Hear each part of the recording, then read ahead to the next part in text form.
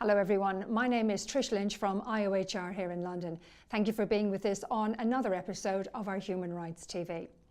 The World Health Organization defines female genital mutilation, also known as female circumcision or cutting, as the partial or total removal of the external female genitalia or other injuries to the female genital organs for non-medical reasons. Female genital mutilation, also known as FGM, is a practice used in over 29 countries across Africa, parts of the Middle East, Southeast Asia, and countries where migrants from FGM-affected communities live, such as right here in the UK. The number of women and girls who are subjected to this practice worldwide has reached 200 million, and each year a further 3 million girls are believed to be at risk of FGM in Africa alone. With us today is Naana Otoo-Oyortey, MBE, and she is the Executive Director of Forward, a leading organisation in the UK that works to safeguard girls who are at risk of FGM and to support women who have been affected by FGM in the UK, Europe and Africa. Naana, thank you for joining us today. Good to have you with us. Now, we know that FGM is carried out all over the world in 30 countries, but it's right here on our doorstep, isn't it? It's right here in the UK, in our communities. Tell me the reasons why it's carried out. There are numerous reasons why FGM is carried out, primarily because there are different justifications from the different ethnic groups that practice female genital mutilation. So you'll find that in UK, you'll find reasons which range from doing it to purify girls, as well as doing it to ensure that girls are ready and ripe for marriage. But it's mainly to control women. In a number of countries, we also see that FGM is done because it's a religious obligation, although we are all very clear that there is no religious text that supports FGM. In a number of communities, we've seen that FGM is done as a rite of passage. So it enables girls to safely move from one age to the other, or particularly move from adolescents to become adolescents. And this is something that for a number of communities here, they practice for the different reasons. And as a result of that, you can't even just pinpoint one reason. Some will actually do it for multiple reasons. I was surprised to learn that women also initiate and carry out FGM on their daughters and on their granddaughters because they see it as a good thing. They see it as a badge of honour. They think it's in their best interest. Do you think that they feel that if they fail to have their daughters or their granddaughters cut, that it will expose them to discrimination within their communities? Again, it depends. I mean, we have had, Forward has had this campaign for the last 30 years in the UK. So we do know that there is a change of wind in terms of the practice of female genital mutilation. We're also very clear that whilst FGM is supported by both men and some women, it is because it is a social norm. And once something is a social norm, it's really embedded within the psyche of the community. So as a result of that, in some cases, the women themselves just become the gatekeepers because they ensure that they do it so that they become good mothers or good grandmothers. And for that reason, women would definitely police the practice. But at the same time, there are certain cases where we have had girls who said it was their father who actually pushed that they went to female genital mutilation. The reasons may also be quite different from the UK and in other parts of Africa, because the places we work in Africa, you would see that the fathers would also benefit from the bride price. And the issue around the bride price has not been adequately studied in the UK. But we are very clear that when it comes to the practice, even men who are now understanding better the practice are now saying no to it. At the same time, we're actually seeing women themselves who are also saying no to the practice. But it's very clear that in some communities, those who say no to the practice are actually ostracized.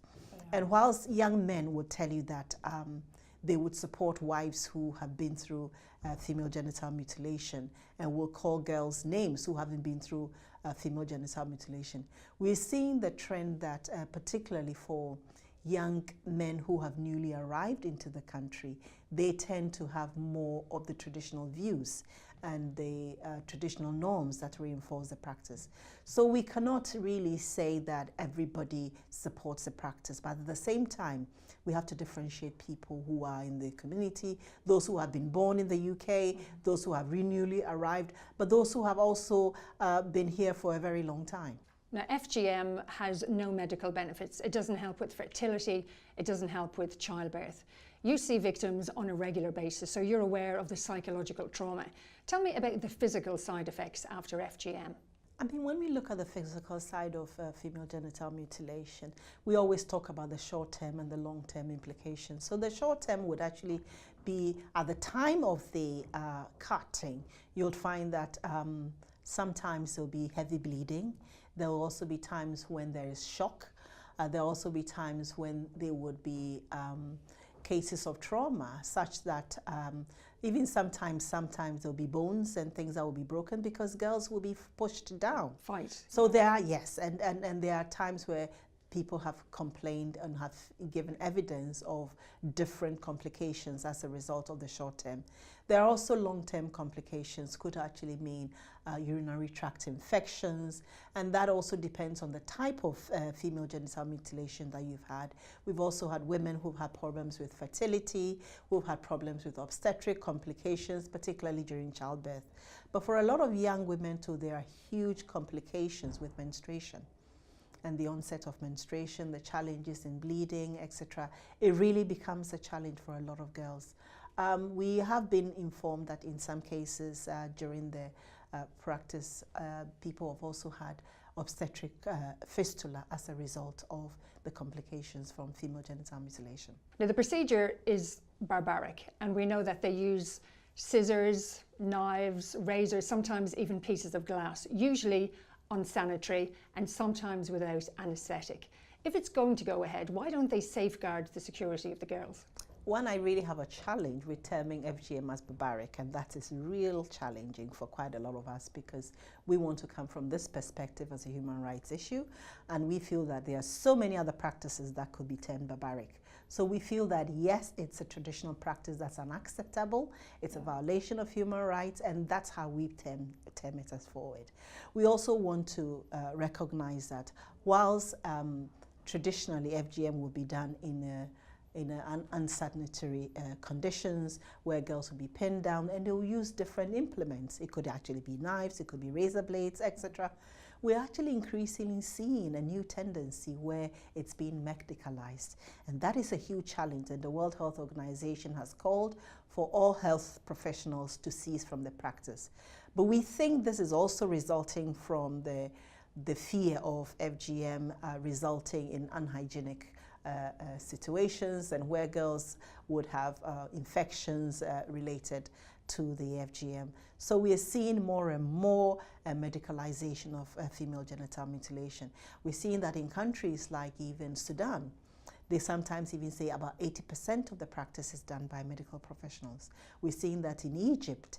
In countries like Indonesia, it's actually so medicalized that the health ministry has actually given guidelines as to how FGM should be practiced within the health setting. So this is something that is quite worrying because the consequences are all the same, irrespective, particularly whether it's done in a medicalized environment or whether it's done in a traditional environment where there are no anesthetics. Mind you, a lot of the traditional excisers are now using anesthetics. So they're actually upping up their game as well in terms of how they actually do female genital mutilation. It's been classed as child abuse and it's been illegal in the UK since 1985. And if prosecuted, it comes with a maximum jail sentence of 14 years. But this doesn't seem to be enough of a deterrent because not one single case has led to a jail sentence, has it? The reality is that there have been a number of cases that have come up, but they have not been sufficient in terms of the grounds for prosecution. We are very much aware that the law in itself had never been sufficient, and as at 1985, the law which was made, which really was one of the first laws against female genital mutilation, really focused on FGM within the UK.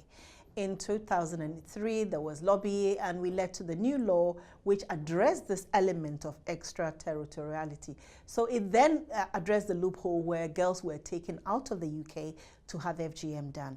And for a lot of communities, it then meant that there was a fear of being taken out of the country and having FGM done. But that law at that time still did not address the issue for all girls who were at risk, because it only focused on the girls who were UK permanent residents or UK citizens.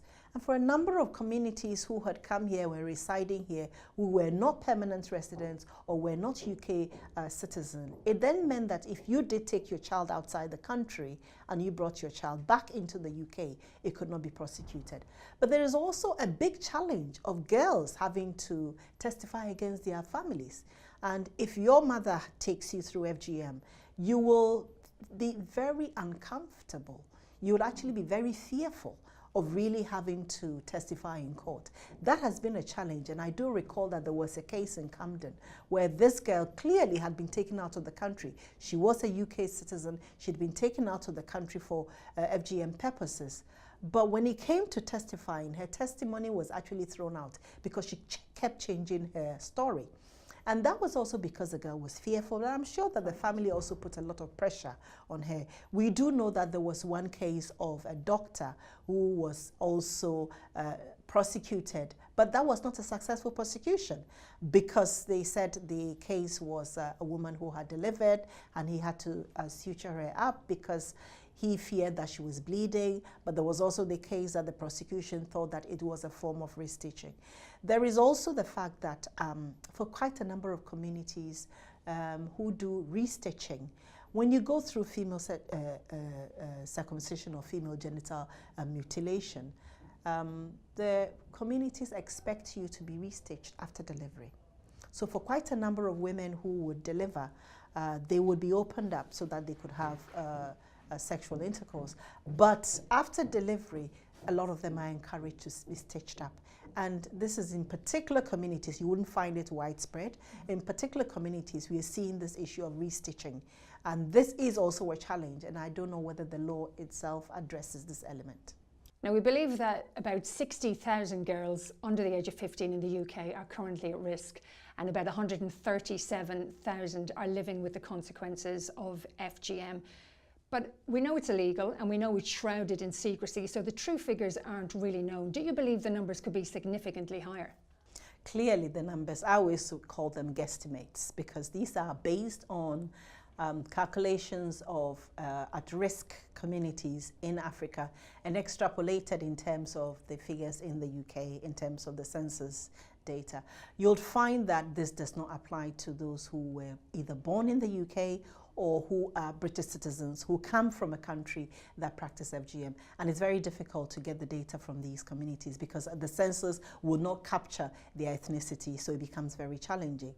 The Department of Health that has started collecting enhanced data on FGM in the last 2 years has seen that there are about 11,000 reported cases of female genital mutilation in health settings. Mind you, this is a figure that is also underestimated because the reality is that there are very few GP surgeries that are actually giving data on numbers of women because of the fear of asking the question, but there's also the issue about confidentiality, which makes it very challenging to ask these questions. So yes, we do know that this is a huge problem, and we do know that women will talk about their problems, but it's very difficult to assess girls who have actually been through female genital mutilation.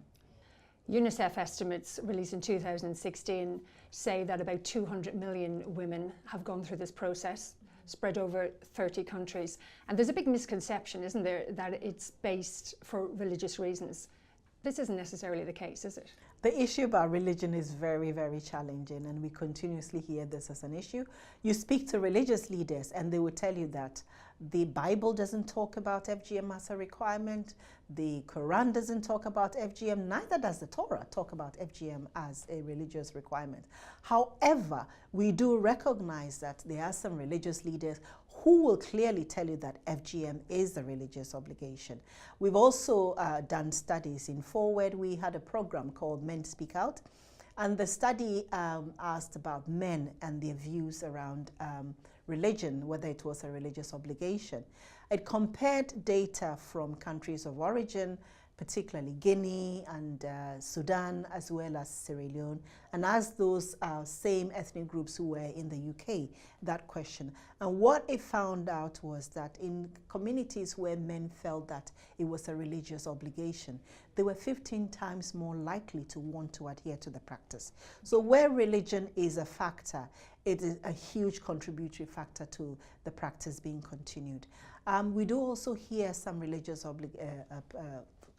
leaders who would tell you clearly that FGM is not a religious obligation. But there are others who would tell you that the fact that the Prophet did not do it to his daughters, and the fact that the Prophet actually mentioned FGM in some way, it justifies that it can be practiced because he did not ban it totally. So it's not just a way to take away female sexuality and increase a man's sexual pleasure then, is it?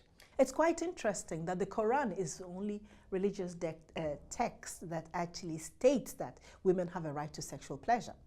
And if women do have a right to sexual pleasure, then clearly you do not have to remove the very organs that enable them to enjoy sex. So I think that it really means that religion is not the necessary factor. It's just human beings who have actually used religion as a deterrent. I was interested to see that you run workshops with Forward, your organisation, and you include men.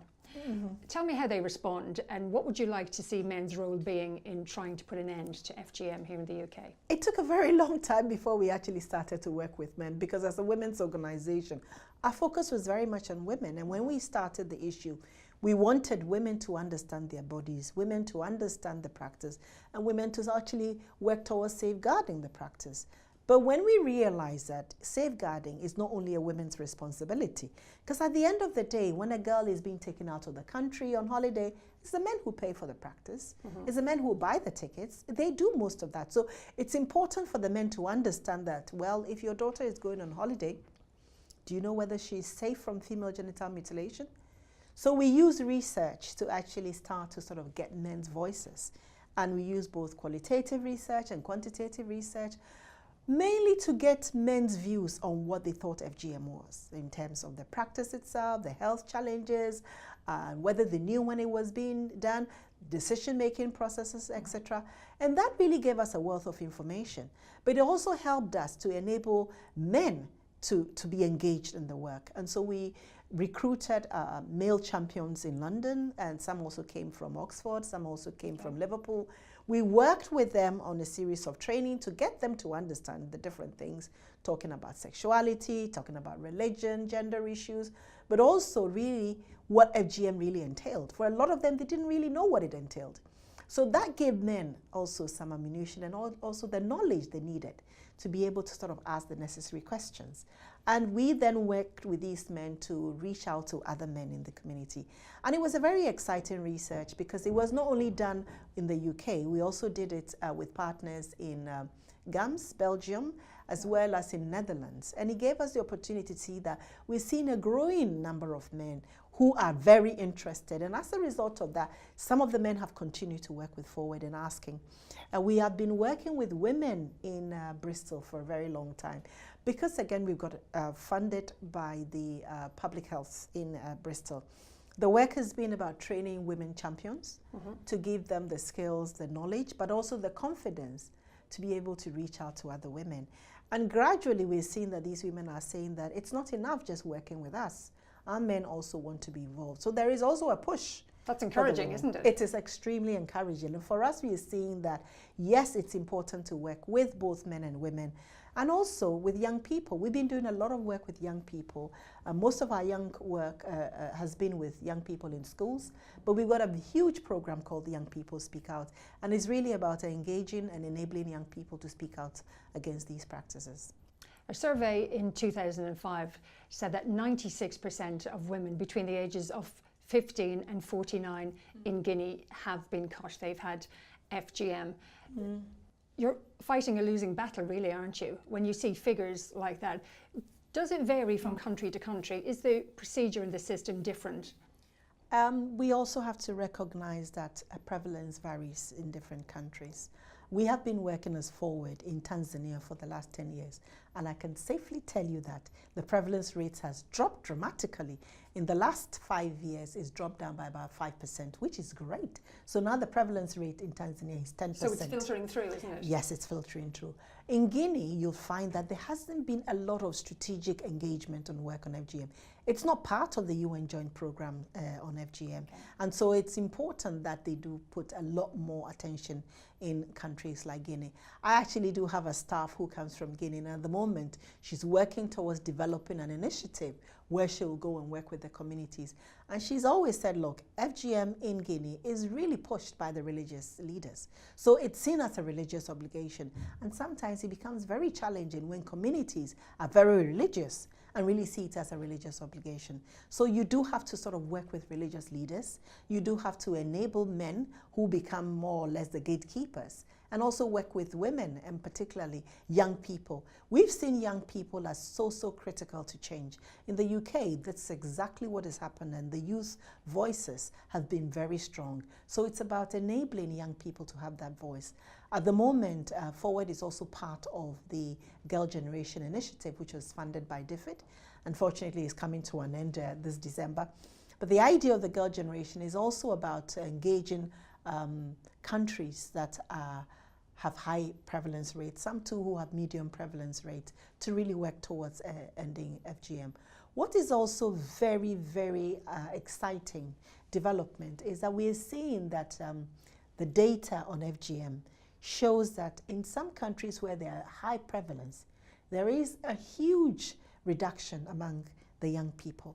So you'd find that if you look at the cohort from 15 to 19 and you compare them from the 45 to 50 or 49 cohort, you're finding that there are less, there's a huge reduction among the younger generation compared to the older generation. So what is exciting is that there is a reduction that's coming. It's not as effective as we want, or it's not as dramatic as we want. And I always say that we cannot see a seismic shift when it comes to FGM. We can see that gradual shift, and we're really seeing it. But it's about winning hearts and minds, not only among young people, but also around older people.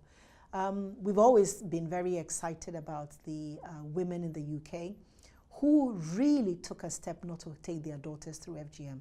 And those are the unsung heroes that we feel we need to sort of speak to and reach out to and really find out what made them not do it. Even at the time when there wasn't any of these huge campaigns or, you know, actions to talk about it. So a number of cases we've seen that women are taking action, and it's about supporting these voices, enabling them to come out and really reach out to their peers. But I can see that we are winning the battle. It's not won yet. It's going to take a long time, but I think we will be able to make that difference. It's interesting to say that it is a slow process, and you do feel that you are winning the battle. But where can victims and girls who feel they're at risk, where can they go to get information? Is there a hotline? There is in UK, there is the NSPCC hotline. Unfortunately, you're seeing that from discussions with the hotline, most of the people who are actually calling are sometimes parents and sometimes professionals. Young people are not confident in really reaching out. We do have cases where young people would call out to us in Forward or reach out to teachers. And I think this is where it's really important to work in schools, because the schools are much closer to young people. They spend more time with their teachers. And it's really important to get the teachers' confidence to be able to sort of respond and reach out to young girls. We're also seeing that in some cases, girls are going to seek specialist services. For a lot of girls who seek specialist services, particularly because maybe they are experiencing problems with FGM, there is a lot of fear, there's a lot of challenges. A lot of girls cannot go alone, and they do need to be accompanied. And that's something that sometimes Forward we're having to do to accompany girls to go for services. But what is very clear is there is also a huge issue with the new laws. The new laws actually call for mandatory reporting since 2015. The law calls for mandatory reporting of girls who have been through FGM under 18 years. So if a girl who is under 18 years seeks services, she's most likely to be reported to the police. And if she's reported to the police, this will really become the deterrent for girls to seek services.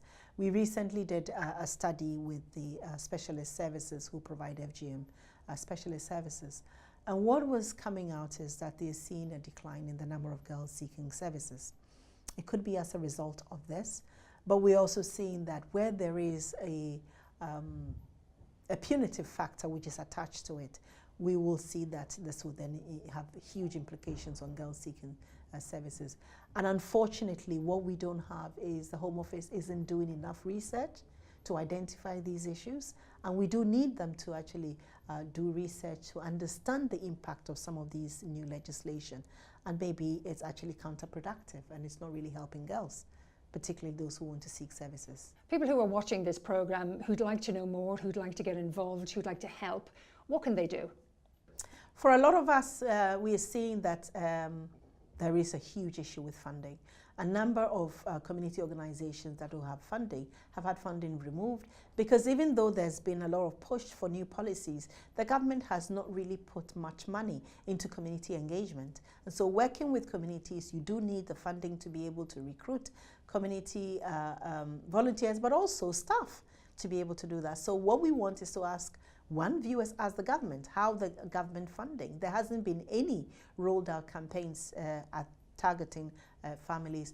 We also know that for a lot of us, we do need support, either through volunteering, providing pro bono support, maybe through technical work such as communication and fundraising activities, etc.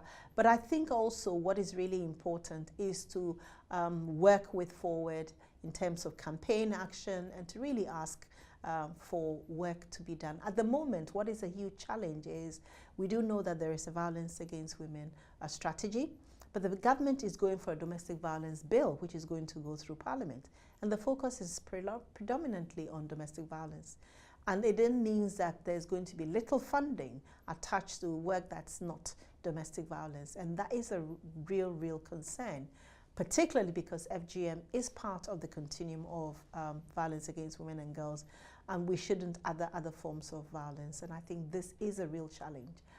There was huge funding that was done for over 6 years, funded by trusts and foundations, particularly Esme Fairburn, Trust for London and Rosa. Last year, when the fund came to an end, there hasn't been any new funding that's been targeting community organizations, and that is very worrying. So we need a more coordinated, joined-up approach from the government and better funding. Definitely. Naana, thank you very much. You're welcome. And thank you for watching this episode of IOHR TV, bringing human rights into focus. Join us again next time. Until then, goodbye.